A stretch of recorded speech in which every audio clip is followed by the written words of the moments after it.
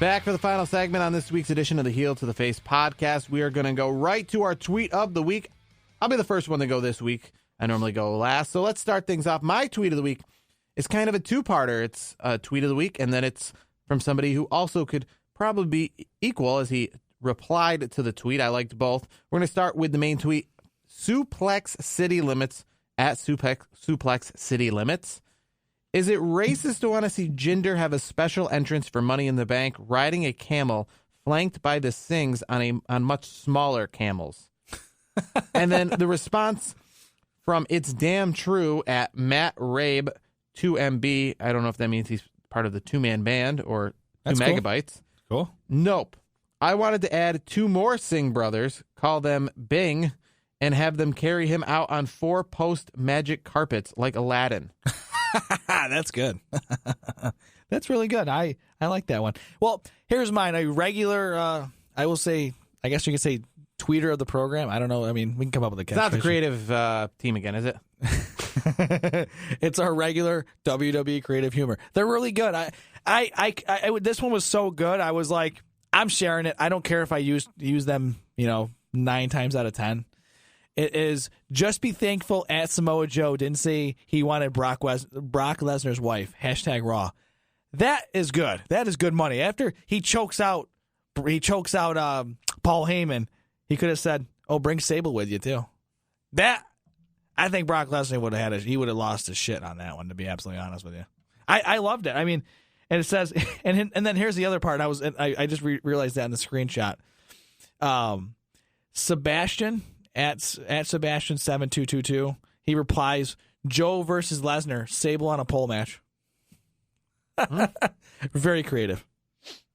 So now we move to our Watch This segment. I'll go first again. Why not? I'm already on. You already went first, so you're good. All right, so we're going to go first again. So this past week I attended Raw and SmackDown from Wilkes-Barre, Pennsylvania and Rochester, New York, but only one of the arenas in one of the cities that I went to has ever hosted a pay-per-view, and that was Rochester. They hosted a pay-per-view one time. It was In Your House 14, Revenge of Taker on April the 20th, 1997, in front of what was probably a similar crowd like SmackDown, 6,400. The main event of that pay-per-view was, well, it's not technically the main event. The last match was the number 1 contendership for the World Heavyweight Championship, Stone Cold Steve Austin defeating Bret Hart, but the pay-per-view was essentially named after and highlighted by The Undertaker, the new champion after winning the belt from Sid Justice at WrestleMania 13, taking on Mankind, and this is before Mankind in 1999 when he was, the Mankind feuding with The Rock. This was the dark, nobody knew about, very not friendly, not family-friendly Mankind, teaming up with The Undertaker's former manager, Paul Bearer, for the WWF World Heavyweight Championship. We also saw Jesse James defeat Rockabilly in a early New Age Outlaws versus each other style match. Savio Vega with Crush defeated a future maybe United States President, The Rock, for the Intercontinental Championship. And the Legion of Doom beat Owen Hart and the British Bulldog by disqualification, so they did not capture the tag team championships.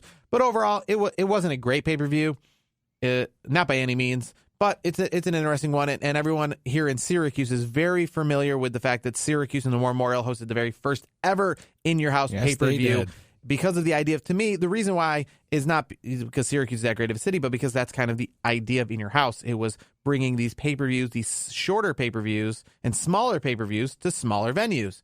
This was an example of that. In Your House before this, In Your House 13 Final Four was in Chattanooga, Tennessee. So if the fact that one was in Syracuse, one was in Chattanooga, Tennessee, I think another one was in Florence, South Carolina. And kind of keeping with the theme, Rochester, which hosted the B show to many, not talent-wise, but just in the sense of the promotion and the production of SmackDown versus Raw, hosted a smaller, indeed, B show style pay-per-view, In Your House 14, Revenge of Taker. Brandon, what is your watch this week? This one actually, they teased it on the WWE on Raw this week. It's on the WWE Network. Table for 3: Ric Flair, Randy Orton, and Bruno Sammartino. I have not watched this, but as we were talking over the break, I have to watch this. Yes, I haven't watched it yet. It was they just aired it on Monday. I haven't had a chance to get to it, but it's something I might watch after the show. I'm definitely looking forward to checking it out. Just getting they showed like a kind of a clip of it, just kind of spanning the generations. Like Bruno Sammartino, he's as a WWE fan, that's he's just one of the faces. And then you got obviously Ric Flair, who's another obviously one of the faces, and then Randy Orton is he's a legend himself. So I'm really looking forward to this. I don't think it's a very long program. I think it might be. I think I was reading that. I think it's a 20-minute program. The Table for Threes have all been very good. I haven't found one that I really didn't like yet. I've seen a couple of them. I've seen clips. I haven't seen the full. There was one. I think it was Eric Bischoff and what the heck was his name? I'm drawing a blank. It was Eric Bischoff, and then it was another promotion. Was it Crockett? I don't think it was somebody from Crockett, but it might have been other promotion. I forget. It was, but they didn't like each other. But then they're like at the end, like I saw the clip, and it was like, well, I kind of like you. You're okay. I was like, okay, that's something I haven't seen it yet, but this one is definitely on my list to watch. I'm probably gonna try watching it after the show tonight. So for all you WWE fans that have the network, you should have the network. Why pay $70 for a pay-per-view when you can get it for $9.99 and you have all these great programs? Check it out. It looks like it's a great show. And if you want, follow us on Twitter at Hail to the Face and let us know what you think.